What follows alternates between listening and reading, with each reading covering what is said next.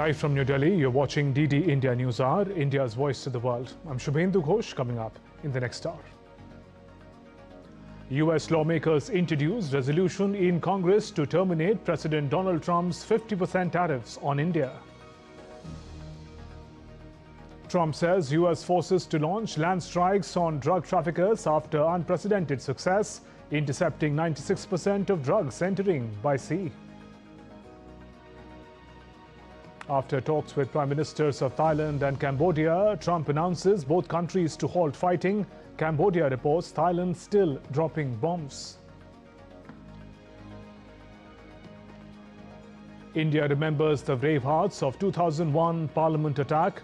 President, Prime Minister and other leaders to pay homage. Soccer legend Lionel Messi's India tour begins as he arrives in Kolkata to also visit Hyderabad, Mumbai and New Delhi.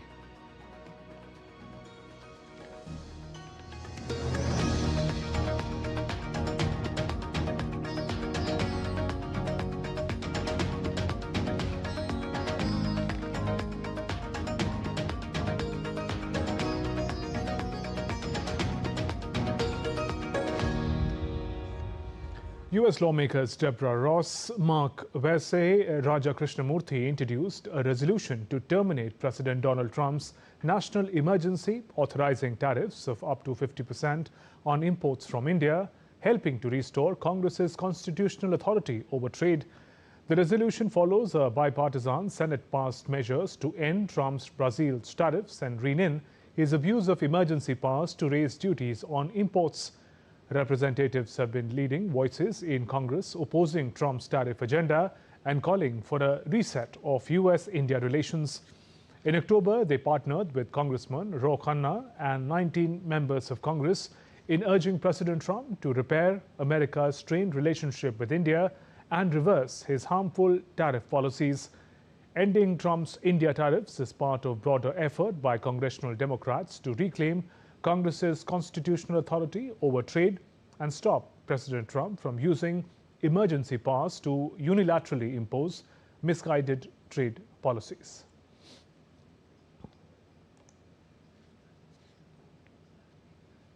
And DD India correspondent Akshay Dongre joins us live from New Delhi with more. Akshay, what real or symbolic impact does this resolution by US lawmakers have? And either ways, why is it important?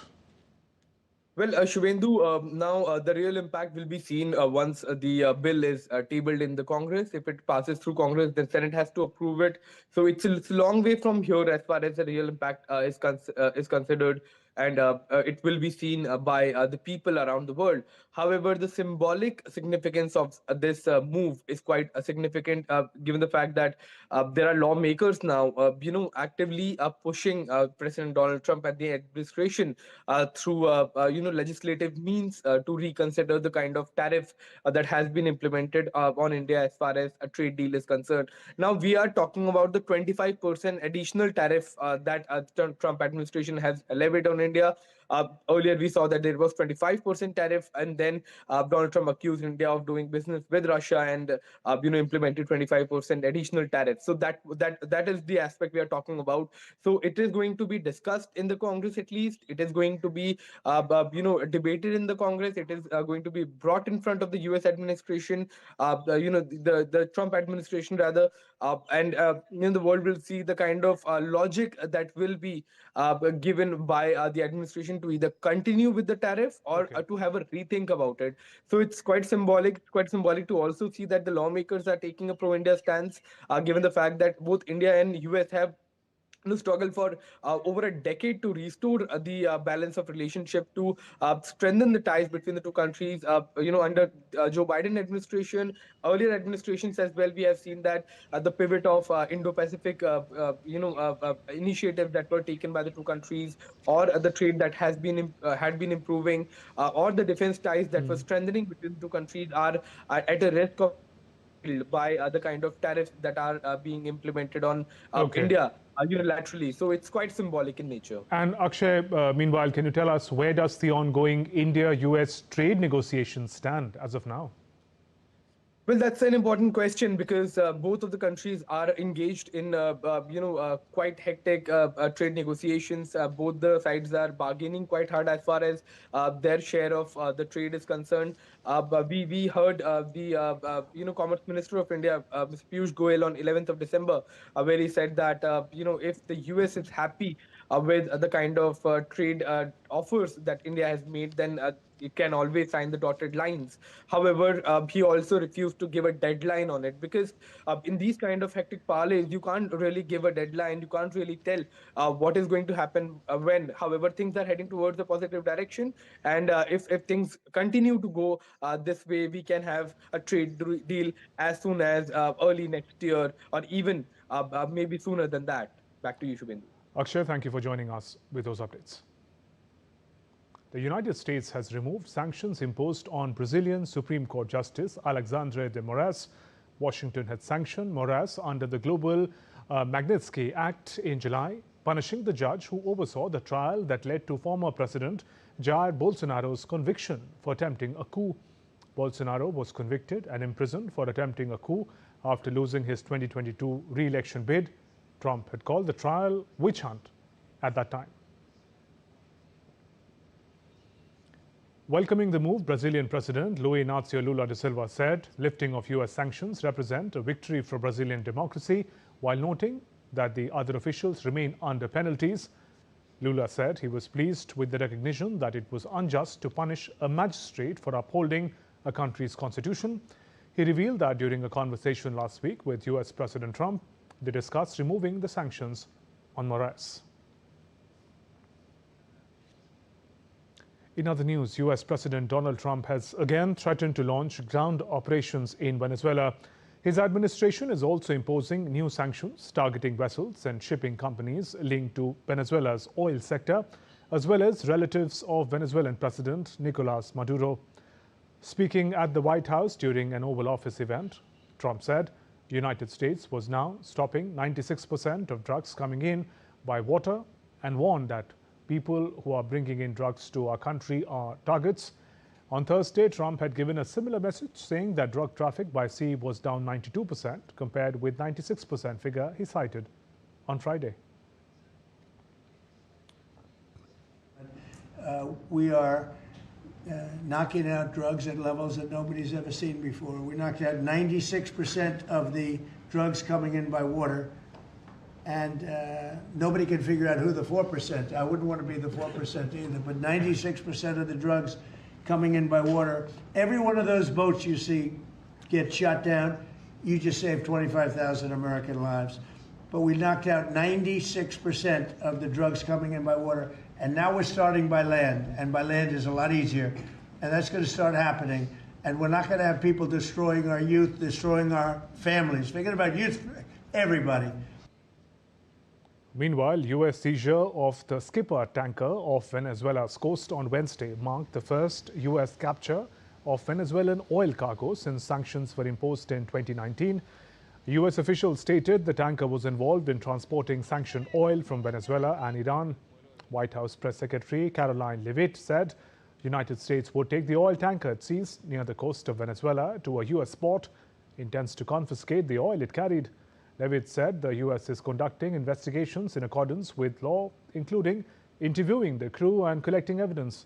So far, there have been over 20 US military strikes in the Caribbean and Pacific against suspected drug vessels this year, in which nearly 90 people have been killed.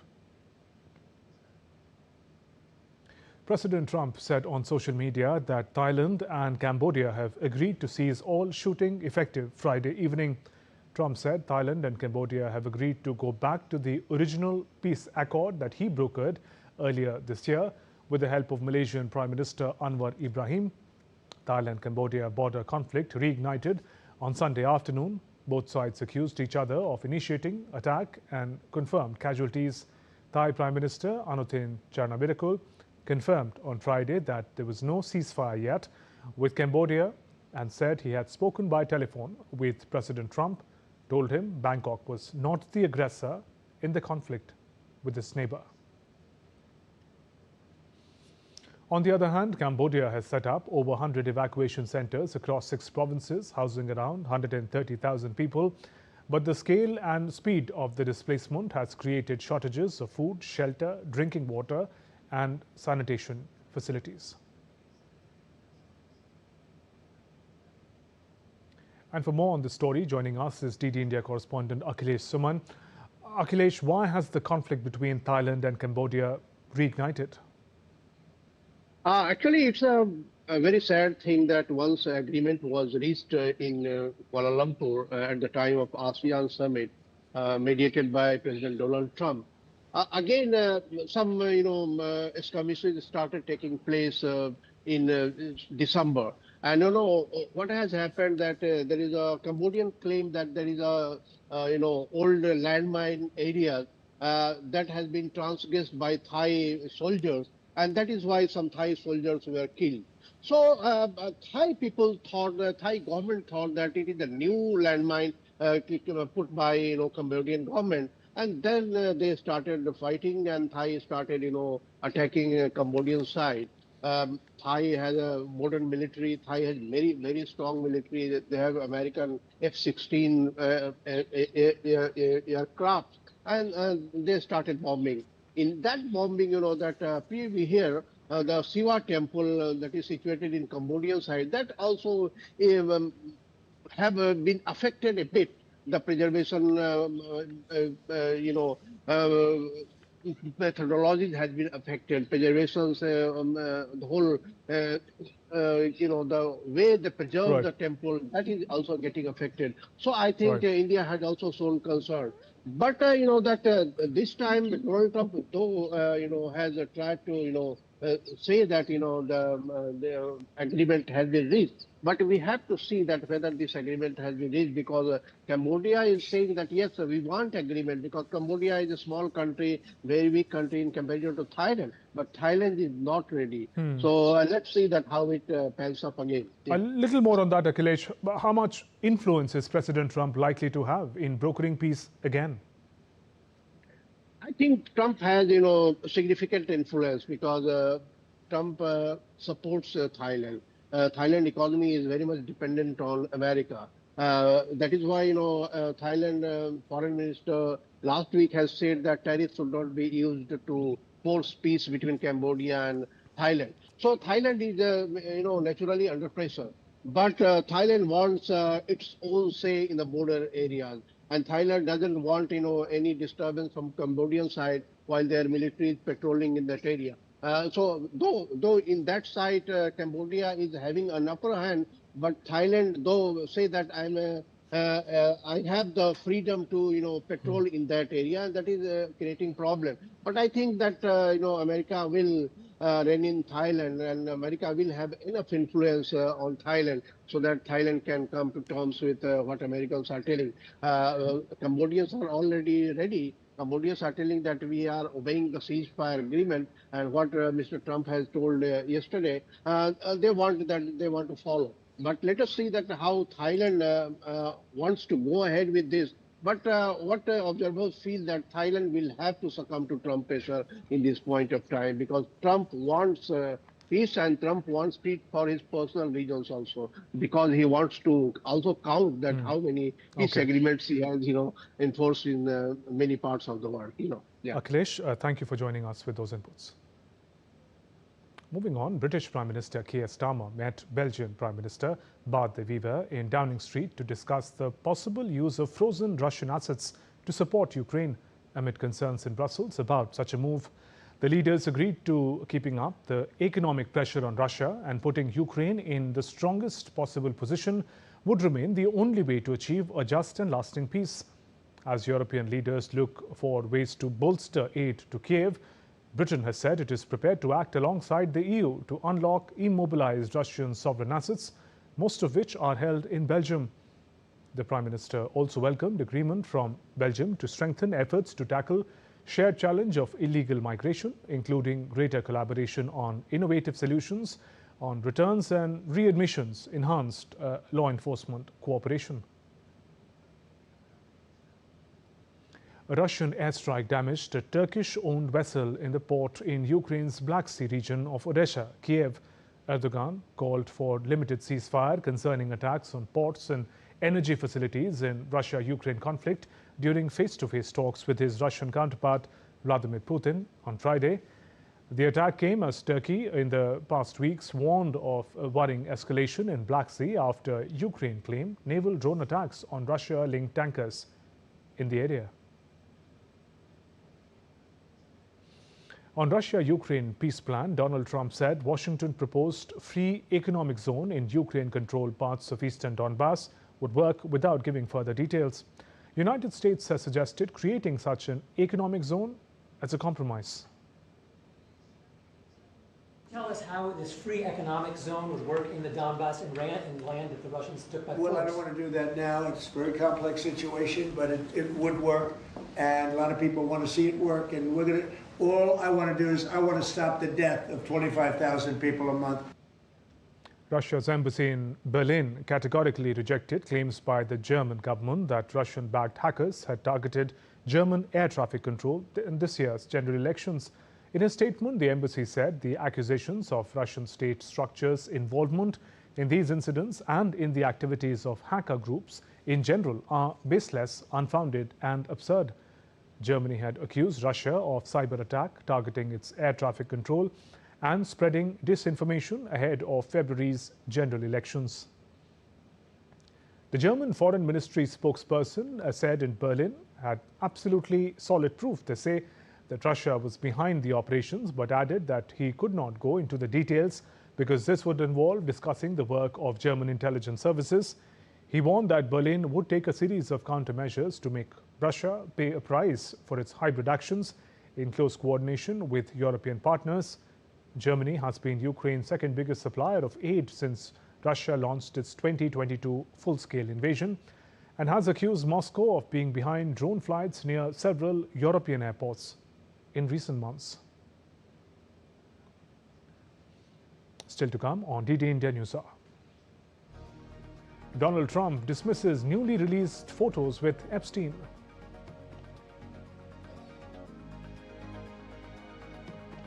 US says Rwanda is fueling instability in Congo.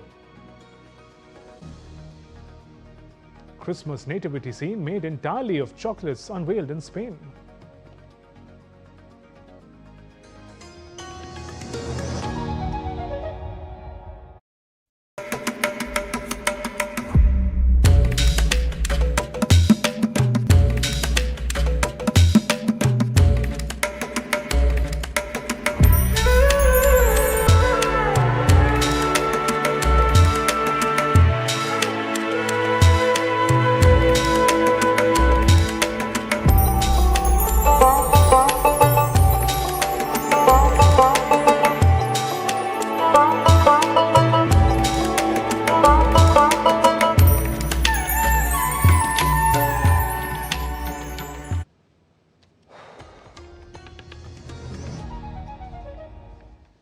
Welcome back. You're watching DD India Newshour. I'm Shubhendu Ghosh. California and 18 other U.S. states will file a lawsuit on Friday seeking to block President Donald Trump's $100,000 fee on new H-1B visas for highly skilled foreign workers. The lawsuit in Massachusetts federal court will be at least the third to challenge the fee announced by Trump in September. Trump's decision dramatically rises the cost of obtaining H-1B visas.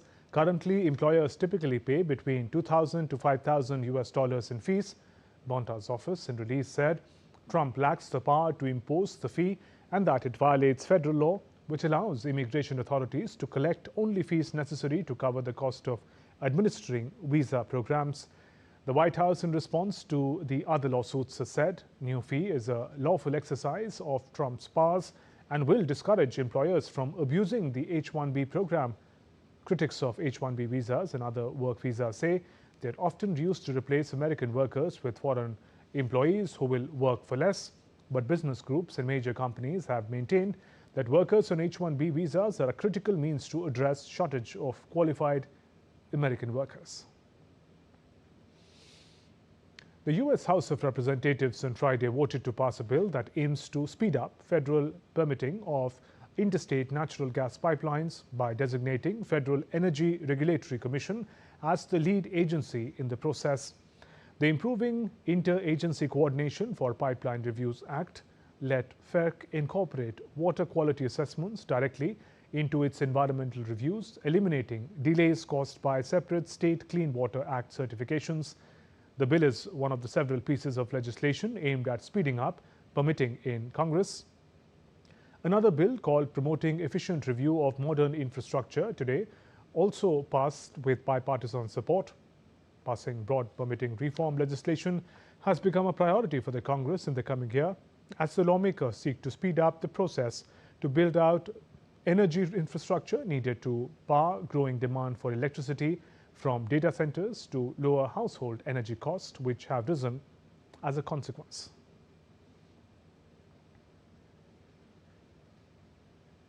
US President Trump dismissed the release of new photos showing him and alongside Jeffrey Epstein, saying that the images were, he says, no big deal.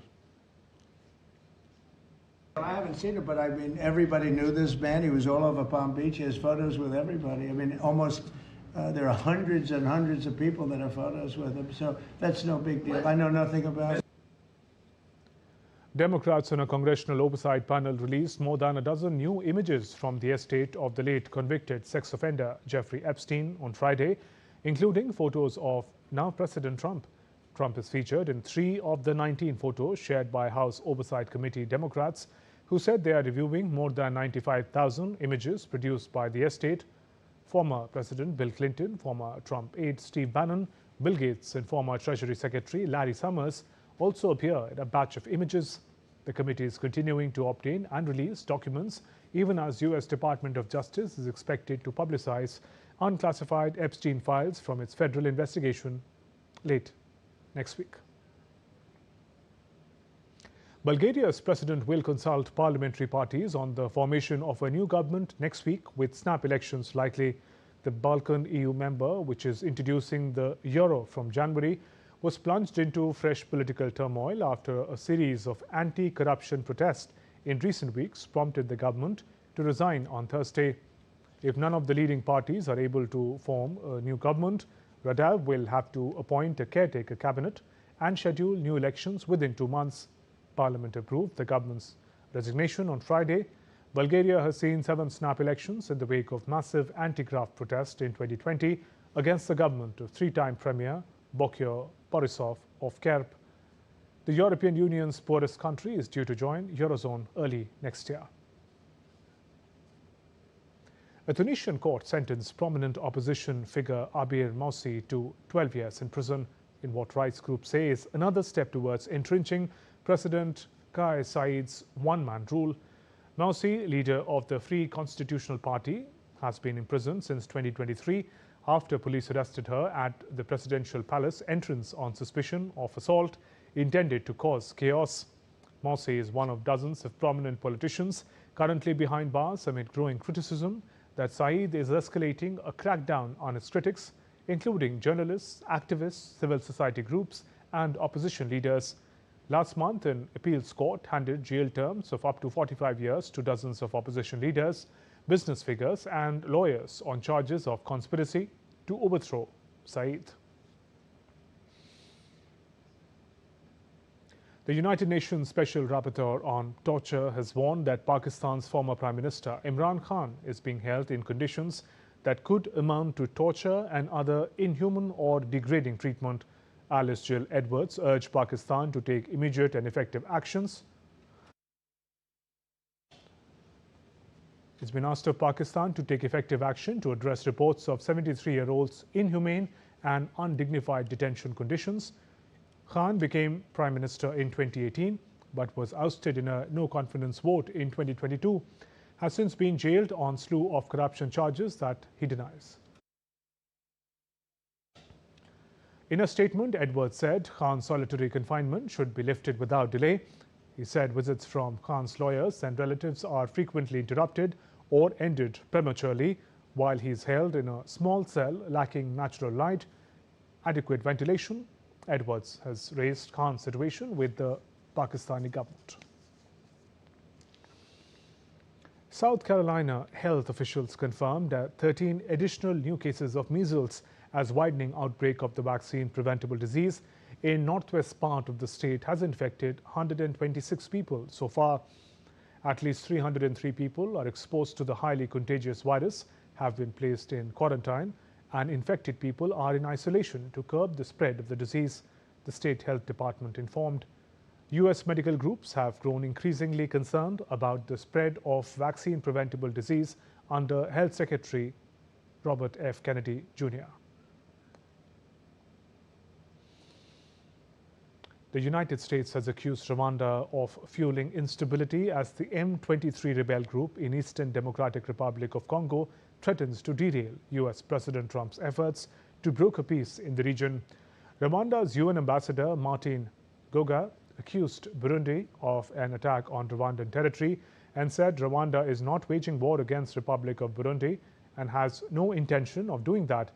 He accused DRC of violating the ceasefire, said Rwanda was fully committed to implementing its part of the Washington peace deal. Congo's foreign minister Therese Kayibanda Wagner called on the Security Council to hold Rwanda accountable. Rwanda denies backing M23, has blamed Congolese and Burundian forces for the renewed fighting. Former Bolivian President Luis Arce Catacora entered the San Pedro prison on Friday after a judge ordered him held in pre-trial detention for 5 months as part of an investigation into alleged embezzlement. Arce, who left office last month, will likely be tried for alleged economic misconduct while serving as economy minister under ex-leader Evo Morales. A hearing has been scheduled for May 12th next year. The investigation into Arce's focuses on alleged irregular disbursement from fund known as the Indigenous Fund, intended to finance projects for indigenous communities. He was detained by police on Wednesday and was denied any wrongdoing. The judge said during the pre-trial detention, the leader will be held separately from those serving their sentences in La Paz prison and will be able to request leave for health reasons when necessary.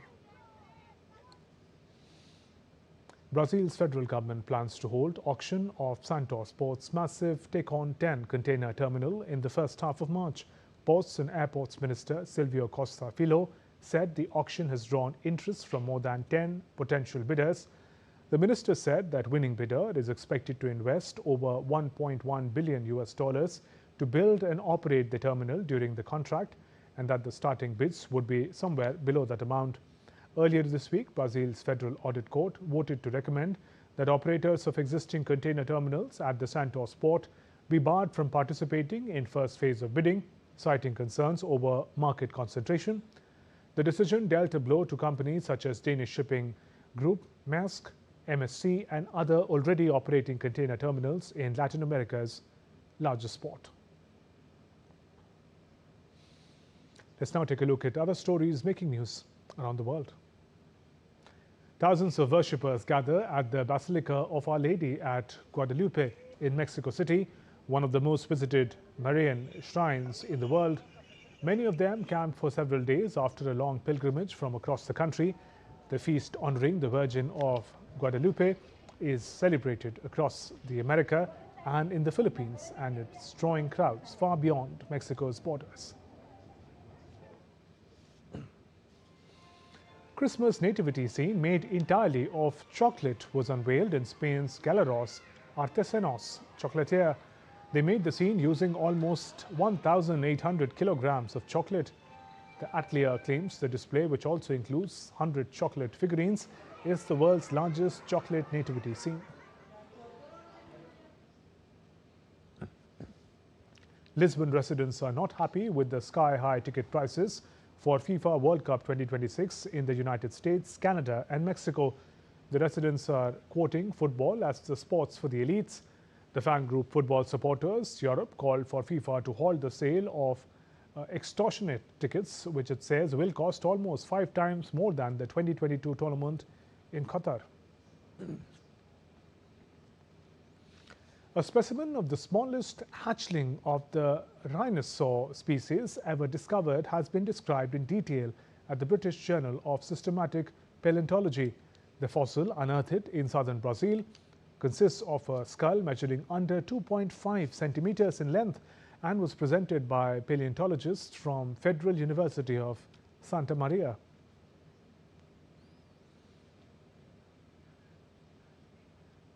Still to come on DD India Newshour.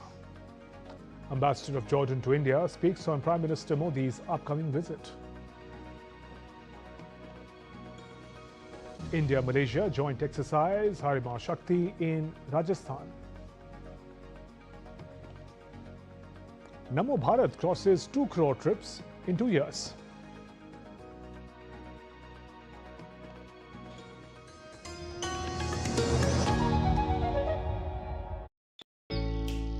Jharkhand will mesmerize you with majestic nature, rich heritage and colorful culture.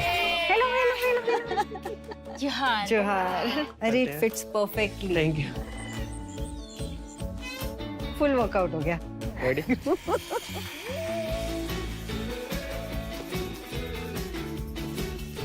Postcards from Jharkhand on National Geographic.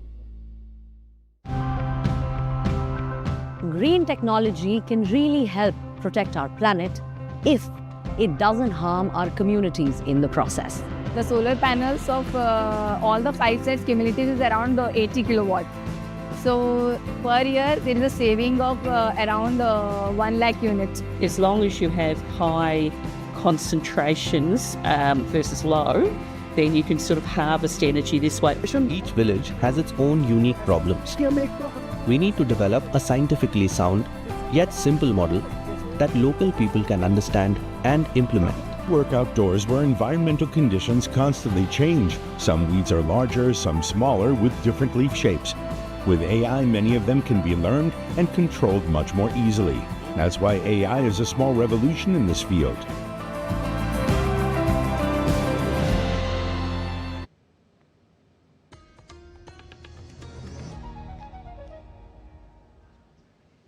We're now taking you live to the Parliament. Parliamentarians are paying tribute to martyrs of 2001 Parliament terrorist attack. Those visuals coming in from the old Parliament premises in New Delhi.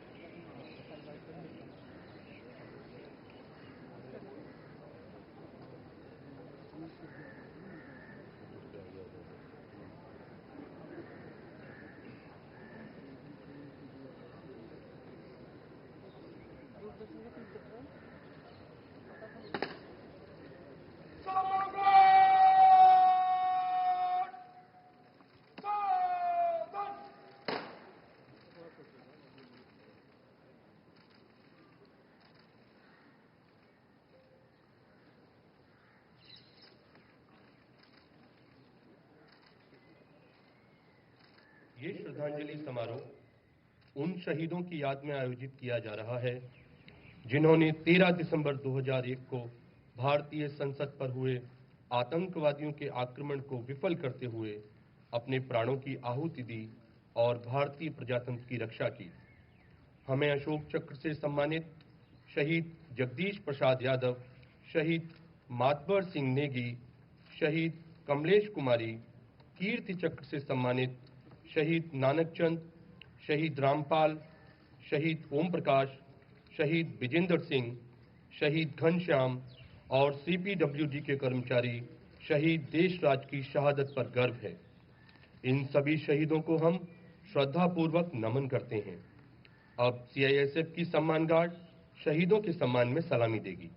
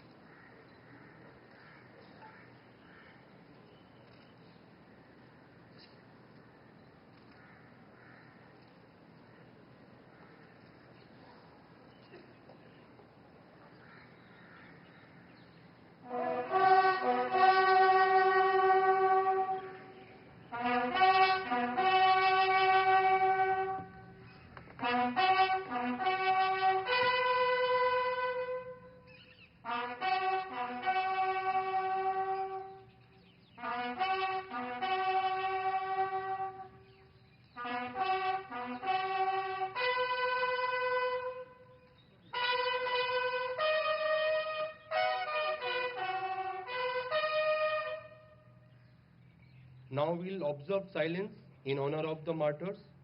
अब हम शहीदों के सम्मान में मौन रखेंगे.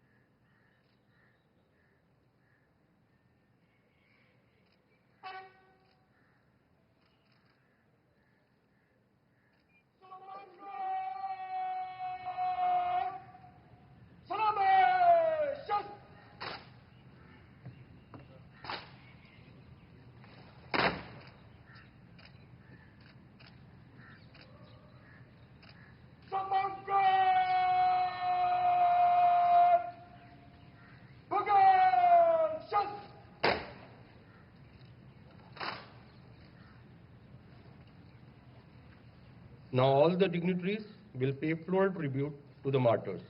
अब सभी गणमान्य अतिथि अमर शहीदों के सम्मान में पुष्पांजलि अर्पित करेंगे.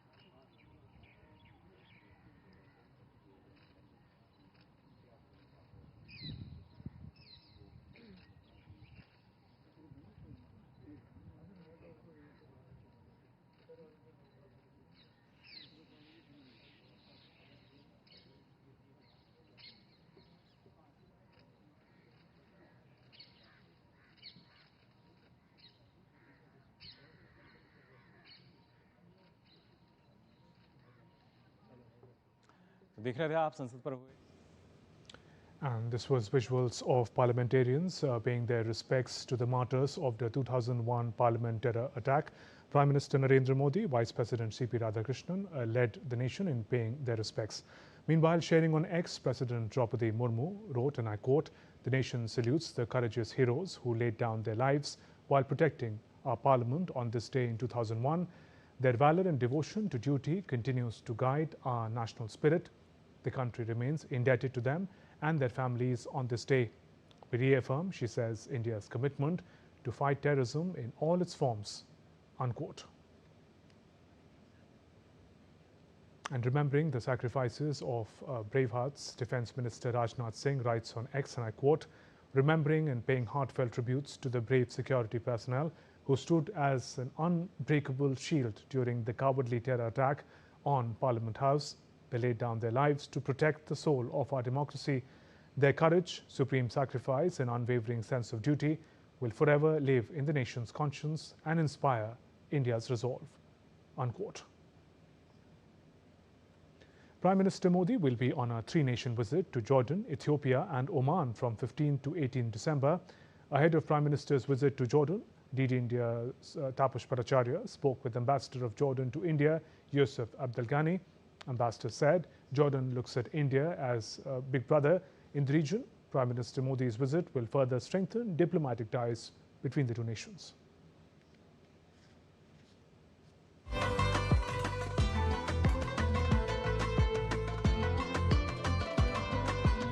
Joining me is Jordan's ambassador to India, His Excellency Yusuf Abdul Ghani. Sir, it's a pleasure to have you here in India, and thank you so much for giving us the time. We wanted to start with the fact that India-Jordan relationship goes a long way. Jordan can be considered a cradle of civilization. How do you see both the countries going forward? Well, as a matter of fact, this year marks the 75th anniversary of establishing diplomatic ties between Jordan and India. And our relation is built on mutual respect, silent friendship, and shared values. And I see our relation is going in steady pace, and I think that we have lots of things to accomplish in the future. Right. So when we talk about India and Jordan relationship, a lot of things are there. What are the key areas where do you think both countries can work together and especially going forward in the next decade? We have lots of Indian investments in Jordan, and as you know that Jordan is a major or primary exporter of potash, phosphate, fertilizers, phosphoric acid to India. So Jordan is helping Indian farmers and supporting India's food security and food industry. And also we have lots of Indian investments in garments, textile, more than 25 factories owned by Indian investors.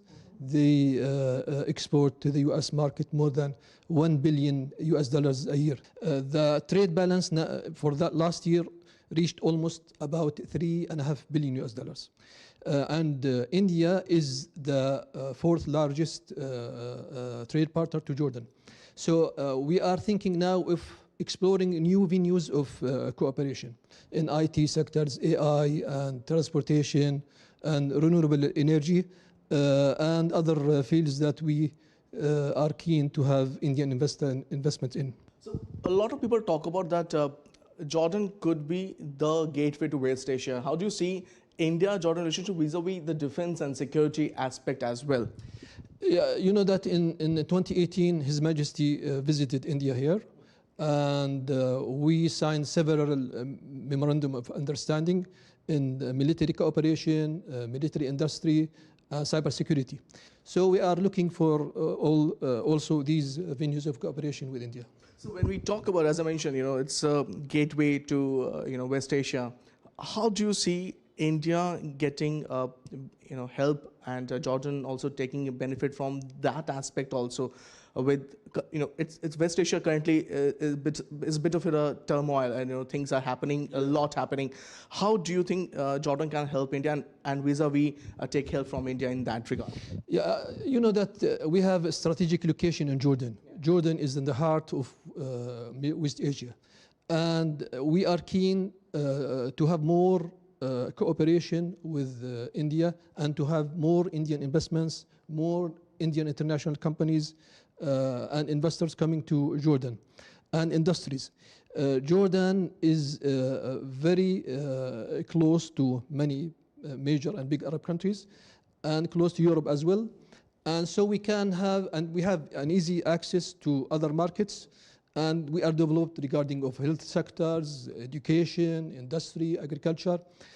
And our investments laws encourage foreign investments. So, and give money incentives to foreign investments. So these all things could help attract Indian investments to Jordan and to fortify our bilateral relations. We don't want to be, just limited in a few fields of cooperation, but the sky is our limit. The sky's limits. Also, last question I'd like to ask you: how do you see Prime Minister Narendra Modi's leadership in taking India-Jordan relationship forward? We have to see in the perspective of, let's say, the next decade. How do you see those relationships going forward, sir? Now, Jordan is welcoming Honorable Prime Minister Narendra Modi to our country as honor guest to His Majesty. They enjoy very strong, solid friendship, and to Jordanians. And we look upon India as a big brother in the region, and we also enjoyed very strong relations with India in terms of people-to-people connectivity, in terms of cultural activities. We exchange always views, delegations, and I think that the visit of Prime Minister now is very important because it comes in a strategic time where in our cooperation that we want to move this cooperation to new strategic level and pave the way to many venues of cooperation in all sectors and boost bilateral relations. Much appreciated, Tam. So that was Jordan's ambassador to India stating that the Prime Minister's visit is expected to be a watershed moment in both countries' relationship. With camera person Jaishankar, this is Tapush Bhattacharya for DD India from Delhi. India and China held a new round of consultations between officials of the foreign ministries in Beijing. Both sides highlighted the importance of strategic guidance of the leaders of the two countries and made a positive assessment of the progress in stabilizing and rebuilding bilateral ties, prioritizing people-centric engagements. The two sides took stock of the exchanges activities planned for the coming year. The Indian side emphasized on the need for early resolution of outstanding issues pertaining to export control. Regional and global developments of mutual interest were also briefly touched upon. As part of the ongoing India-Malaysia joint exercise Harimau Shakti in Rajasthan, troops from both armies are undertaking a range of joint training activities aimed at enhancing interoperability and operational preparedness. These includes AMA drills, helicopter slithering and low hover jumps from Mi-17 helicopters, and counter-IED familiarization through structured briefings and visits to specialized training facilities. Strengthening skills relevant to contemporary operational environments, the joint exercise continues to reinforce professional bonds, mutual trust, defense cooperation between the Indian Army and Malaysian Army through realistic training and shared experiences.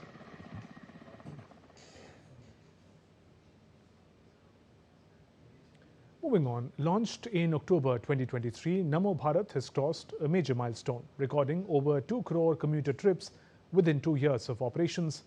The achievement underscores its growing acceptance as a preferred regional transit option along the Delhi-Ghaziabad Meerut corridor.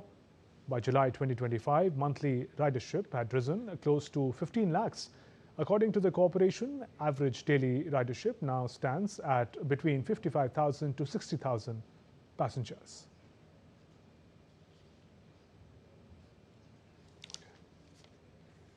The Kashmir Valley is experiencing an unusual prolonged dry spell with almost no rains or snowfall recorded in the past month. The extended dry period is now visibly affecting water bodies. According to officials, water levels in Jhelum River have dropped drastically in some locations, raising concerns.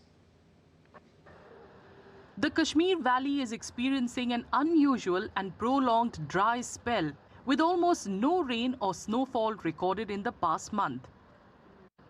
The extended dry period is now visibly affecting water bodies. According to officials, water levels in the Jhelum River have dropped drastically in some locations, raising concerns.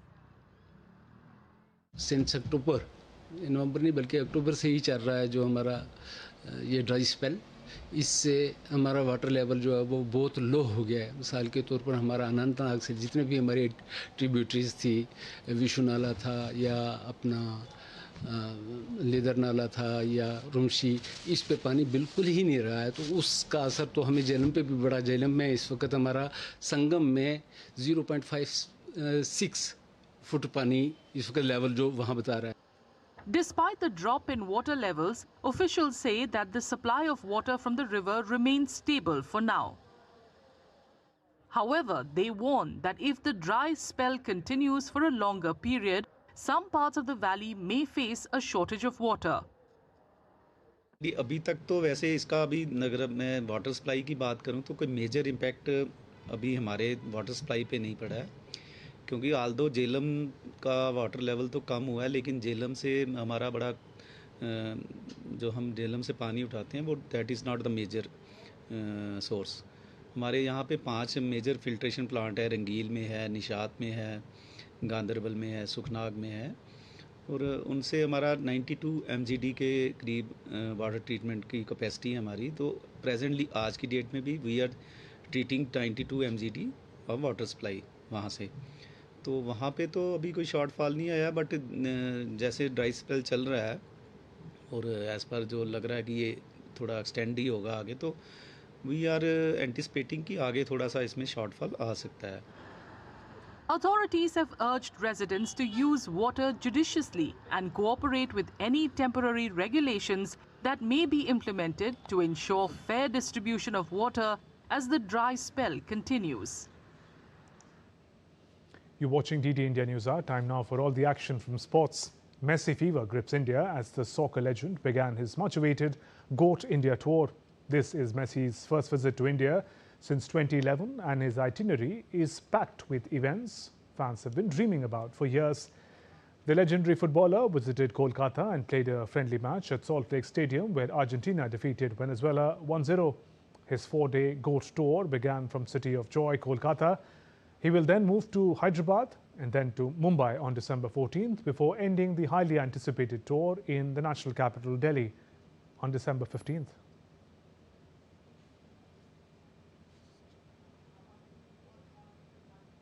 And fans in Kolkata were ecstatic as they welcomed Argentine football sensation Messi, who has kick-started his 3-day 4-city tour of India. Thousands of fans battled December chill to give a rousing welcome to the Argentine superstar. Children perched on shoulders and drums rolled as the crowd waved Argentina flags and wore Messi jerseys.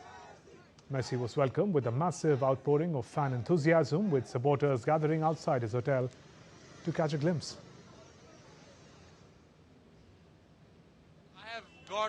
I have bought a ticket of Messi just to see him. Just to see him with my eyes, and that was the biggest dream. I'm here just to support Messi, just to show my love. We were all kids when we started watching Messi. So जिस season से जिस साल से हम लोग match देखना start किए थे उस साल का जर्सी है. So it just shows the devotion we carry. So far I haven't got to see him, right? But last night we were around that statue that will be unveiled today, right? So it felt like so real down there. But seeing him today would be something different, and we are very much excited because this is my lifetime dream to see him up front me. From soccer to cricket, Indian cricket team arrived in Himachal Pradesh's Dharamshala on Friday for the third T20 match against South Africa to be played on Sunday. The team was escorted to the hotel under tight security, accompanied by special bus and escort vehicles. With the team's arrival, preparations for the game have gained momentum. The stunning Dharamshala Stadium, surrounded by the Himalayas, is once again ready to showcase top-level cricket, given the 5-match series is already levelled at 1-1 after South Africa defeated India by 51 runs in the second T20 match in New Chandigarh. Lando Norris laid hands on the Formula One Winners' Trophy in Tashkent at the FIA awards ceremony. Outgoing champion Max Verstappen, who did not attend the prize-giving gala due to sickness, sent a congratulatory message. Norris clinched the title in the final race in Abu Dhabi last Sunday. Max Verstappen by 2 points in the 24-round season, with McLaren teammate Oscar Piastri third overall. The 26-year-old is the 35th Formula One champion since the first in 1950 and the 11th Briton to win the crown.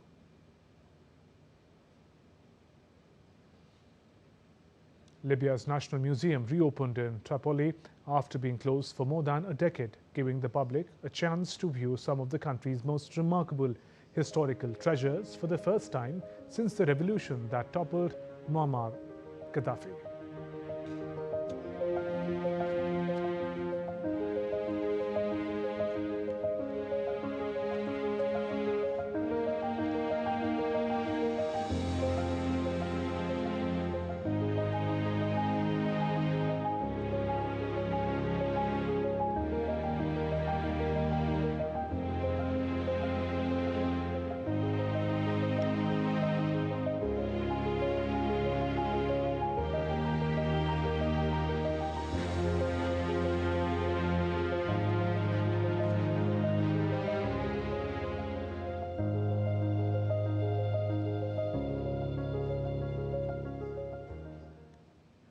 That's all for this edition of DD India Newshour. Let us know your thoughts on the news of the day.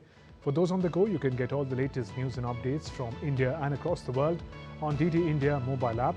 The app is available on both Android and iOS. Scan the QR code on the screen to download now. We'll be back with more news as it breaks here on DD India. I'm Shubhendu Ghosh from all of us here in Delhi. Thanks for watching DD India Newshour. Namaskar.